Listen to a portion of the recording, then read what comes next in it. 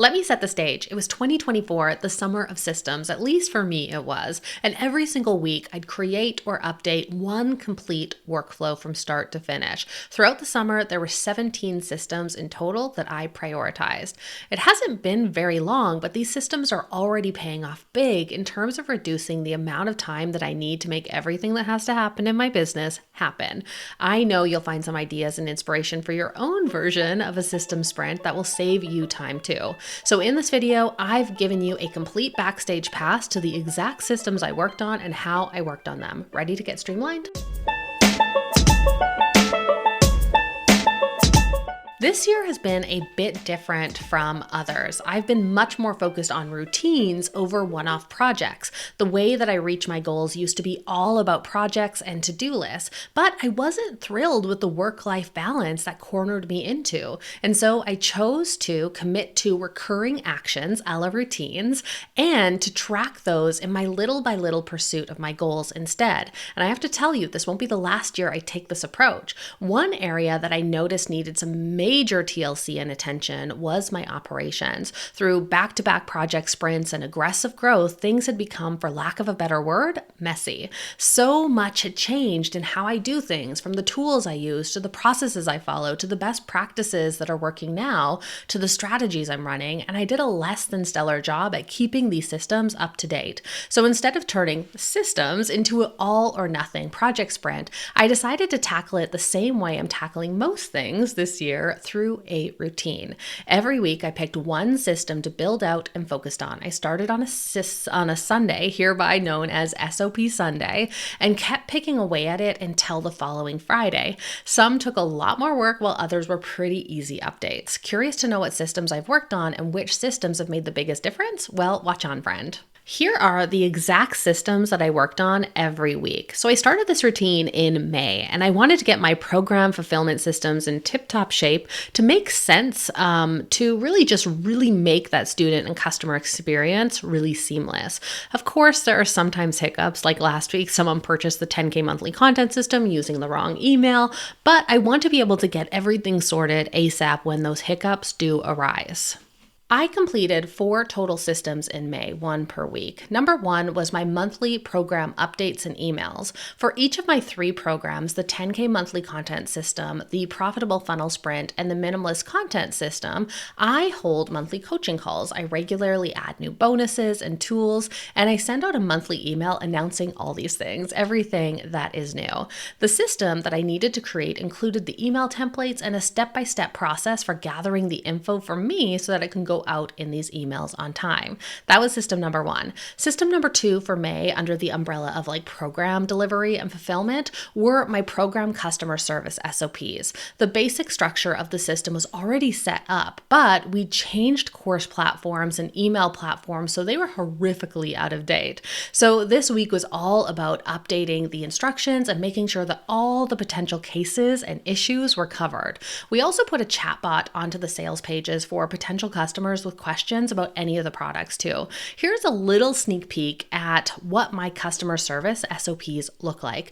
My customer service team can quickly scan and see whether it's an agency or a coaching client, a student or potential student, a collaboration or interview request, or something else. And then within each of those, they can quickly find issues and solutions and response templates for the things that have come up before. We also have a new section so that if anything new does come up, I can come up with the process and response template once, and then it's added into that main customer service system, so I never have to be the one to handle it again for the most part. The third system that I tackled in May was my program onboarding and offboarding systems.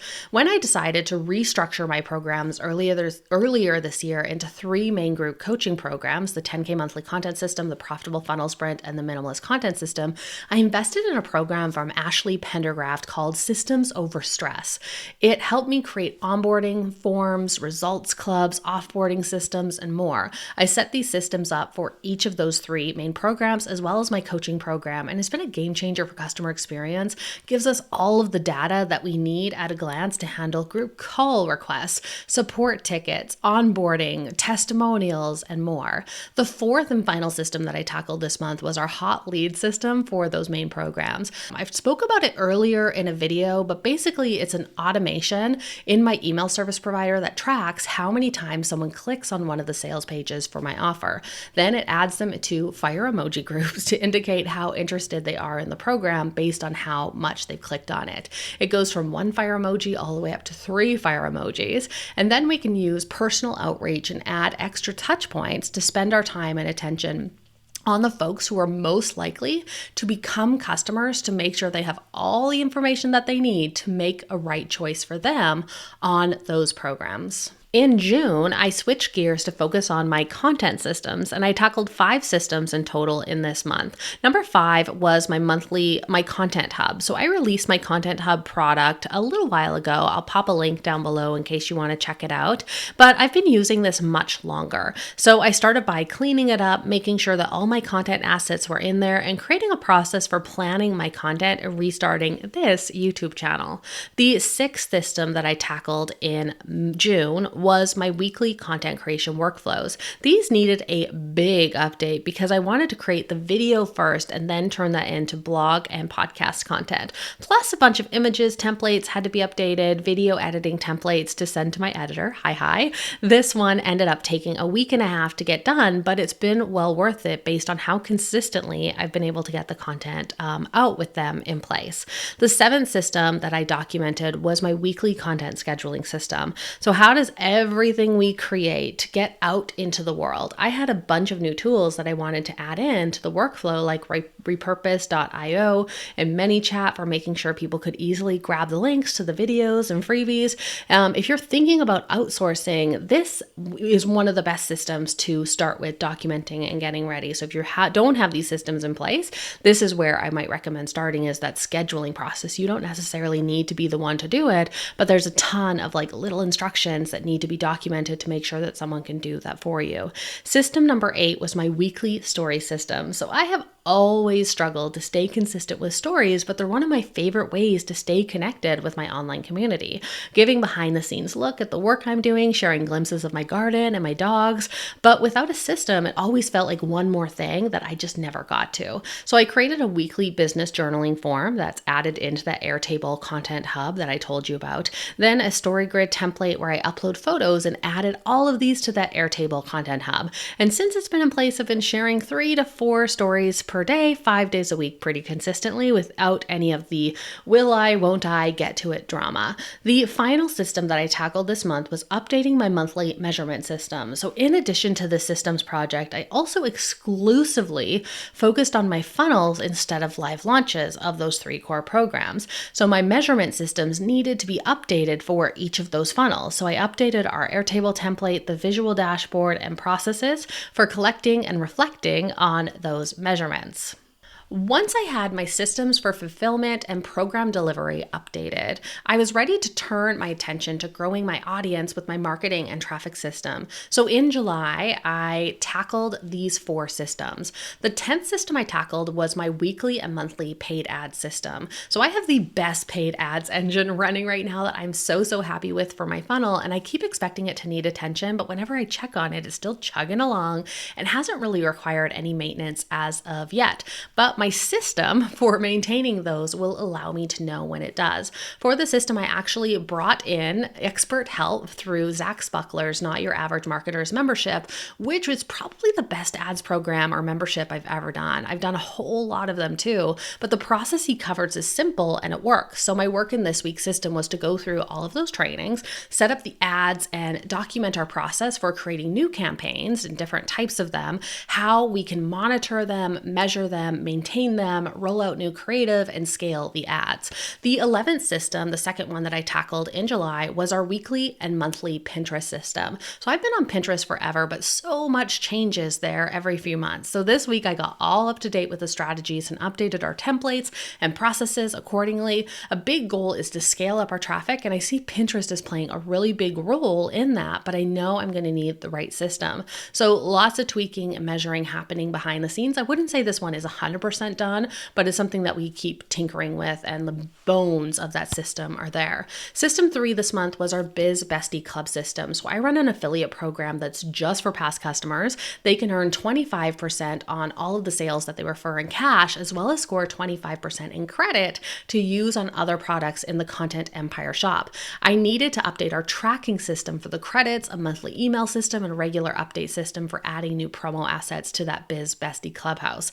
The final system that I tackled this month was our daily engagement system. This is another one that I teach in the 10K monthly content system, but I like to get our connection routine down to 1 to 2 sessions of 15 minutes, where I respond to all the questions and all the comments and messages and start 5 conversations. This is either done by me, at least with one of those sessions, or my social media manager, but updating the system for making it happen and tracking it was long overdue. Final set of systems that I'm focused on are my CEO systems, basically the things that help me manage and monitor the business and our strategies. Underneath this CEO systems umbrella, here's what I am documenting. Number 1 was my monthly money system. So I've been using Profit First forever, and I cannot recommend it enough. However, this year my percentages needed to change, so I updated those, updated our calculator and template, and also did a double check on how I'm organizing the bookkeeping, receipts, and records. 15, next, I updated our planning templates and checklists for the quarterly planning retreats that I go on, the monthly planning session, and weekly planning routine too, just so I could have everything in front of me, and those just really needed to be updated. 16 was the value chain system. So one of my favorite books is by Austin Netzley called the From 6 to 7 Figures. Not a great name, but the book is fantastic. It's all about distilling your business down into marketing, sales, and fulfillment, and doing a weekly or a monthly scorecard of each of those areas with small improvements for each of them. I used to do this religiously, but I really fell out of the habit. So I've just updated those systems to my 2024 versions of them and have the routine in my calendar for Friday afternoons. Number 17, the final system, which I actually have not completed yet because this video is coming out before I'm technically finished my system sprints, is my daily admin routine and inbox management system. So I'm planning on building out more response templates and creating a recurring checklist in ClickUp for this. So those are the exact systems that I worked on, and truthfully, I can see the system sprint routine being an annual thing, so I don't let things get so out of hand and so messy next time. Some of these systems, although they're updated, are still technically in progress, and here is why. My process for documenting new and old systems is pretty robust. Not all steps are needed for every system, but here's an overview of all of the steps in the process, and some of them I do and some of them I don't, depending on how up to date that system is. So first off, I free write about the system. I brain dump all of my notes, everything that I want to have happen, review the old system if I'm working from something already created, and come up with new ideas of new things that I want to add.